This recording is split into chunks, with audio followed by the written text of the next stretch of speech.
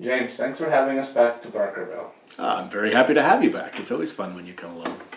What can you tell us about Barkerville? Okay, well, I'll try to give you as short a version of this as I can, but Barkerville is now a National Historic Site of Canada and a provincial heritage property in British Columbia.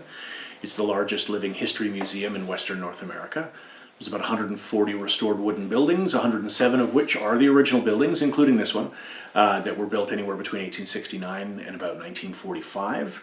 And by living history museum, what I mean to say is that we have costumed interpreters, reenactors who take people on tours of the town, do mining demonstrations, other sorts of educational programs, and it's a tourist destination for upwards of 65,000 people per year between May and September when we're open to the visiting public.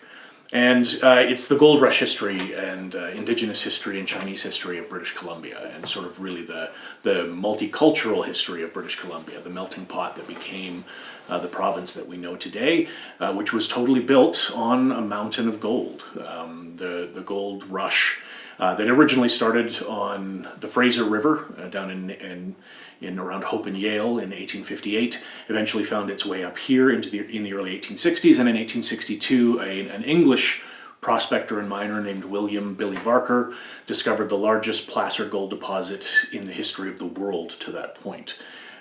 Williams Creek, which is the creek that runs through Barkerville, is still reputed today to be the most auriferous or gold-bearing creek in the entire world per lineal foot. So to give you an example, the Gold Commissioner's Office between 1862 and 1896 estimated that in those 34 years, $19,320,000 worth of gold was recovered from Williams Creek and its associated gravels. Williams Creek is 2.5 miles long, and that money is when gold was worth $16 an ounce. So it's the equivalent of about 10 or 11 billion dollars. Wow. Our money today coming out of one single creek. And although Williams Creek is the wealthiest creek in the area, it's one of 200 gold-plated creeks within spitting distance of where we are right now. You know why we're here? We're trying to speak to the previous residents of the town. Of course. You've given us access to 4 buildings. The next building you're letting us check out tonight is the Nickel Hotel. Yes. For one, you've had an experience there, and 2, what can you tell us about the place? Well, so the Nickel Hotel and the St. George Hotel, which are side by side, they were both properties that were owned by a woman named Fanny Bendixson at one point, and she also had a bit of a colorful past. She was from California originally. There was some talk that she was somehow involved with whatever the equivalent of the mafia was there at that time, and that she was escaping some violent situation that she had been in with a lover. Whether she was, they called her Madame Fanny Bendixson because she was French. She was from Paris originally. A lot of people mistakenly believed that meant that she was a madam, and that the Nickel Hotel and that the St. George Hotel were brothels, which there is absolutely no evidence to suggest that that's true. She was a businesswoman just like anybody else. She happened to have a reputation in town because she was quite large as she got older. She put on some weight, and so her dresses were all the larger, and so she had the reputation of having the largest hoop skirt on Williams Creek as a result. And she was one of the very few Roman Catholics that were here. There was a Catholic church here, and there was a small Catholic population, but ironically, the Chinese cemetery that's up between Barkerville and Richfield was also the Catholic cemetery, so it was the Catholic and Chinese cemetery. So we have that,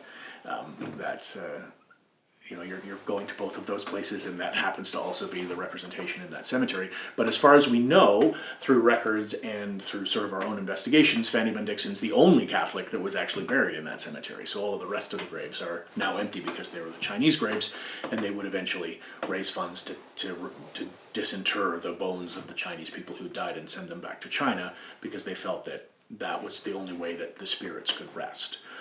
So the Nickel Hotel is now a museum, and it houses a number of our firearm collection, as well as a number of clothing and jewelry and things like costume jewelry and stuff that you can see, apothecary bottles and that kind of thing. But when I was first coming to Barkerville, I now am the director of public programming here, but I originally started as a historical interpreter. I was an actor and came here for a summer gig thinking that this would be a bit of a lark for a couple of months. 24 years ago. I literally thought I was here for 2 months, and it's been 24 years. I just fell in love with the place and just kept finding reasons to come back. But I was a much younger man, and we all, as interpreters, are given a set of keys that will allow us into certain buildings. There's different colored locks on different buildings, and depending on sort of what level you're at, you can get into some of them, but you might not be able to get into others. But one of my colleagues, who I will not name, was accidentally issued a master key, which meant that he had access to every single building in Barkerville. And at the time, the Nickel Hotel was under renovation. It hadn't become the museum that it is now. It was just an abandoned building, like an empty building. But we had always wanted to go in there because we'd heard about Fanny Ben Dixon stories, and we'd heard about the ghost of the St. George, and we were wondering if there was any cool things that we could find. So it was actually during the Mid-Autumn Moon Festival, which is the Chinese festival that we do traditionally here in August, even though it's usually in October. But there's snow here in October, and nobody wants to come to a festival in October, so we usually do it in August. And it was a great night, and we'd had a lot of great food at the Lung Duck Tong restaurant, and there was great musical performances and that sort of thing. And we were here late at night on our own, and we decided that we were going to use this fellow's master key and finally go into the Nickel Hotel and see what was in there. And there's 2 floors to the Nickel. You can't actually access the second floor right now because the snow has actually taken out the stairs that take you up to the side, or up the side. But at the time, so we went into the first floor, and we were just poking around, seeing what was there. And I walked through the building, like right through the center of the building, and there was this patch of ice cold air. Like it was August, right, and really warm even at night. It was about 11 o'clock at night, but it was really warm outside, like t-shirt weather. But as soon as you got to this one spot in the building, it was ice cold. And I put my hand through it and realized that it was actually like a perfect circle, like it was like a tube.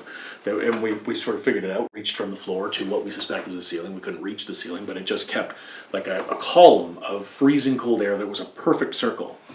And so we went upstairs. We went outside and went up the stairs and got onto the top floor to see if the phenomenon existed there as well, and indeed it did, in exactly the same spot, right from the floor to the ceiling. And we could touch the ceiling in this point because it was quite a bit lower. It was a bit more of like an attic type thing, but it went straight up as well. And I don't necessarily know that was a paranormal experience, although I do know that temperature fluctuations can often be a sign of ghostly activity. I certainly thought at the time that that's what it was, but it is one of the few completely unexplainable things that I've ever encountered. Like I've looked up online what a natural phenomenon like that could be, and I've never been able to find anything since. So yeah, that's my story of the unexplained.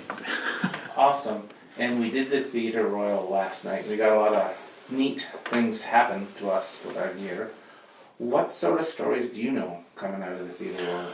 Well, as far as paranormal activity, very definitely. I mean, we had a group that came in. It wasn't even really a group. It was some people that we brought in to film what was really just a travel history documentary series that had a little bit of a paranormal bent to it, because one of our hosts was really into paranormal investigation, Leanna Vamp, and she definitely.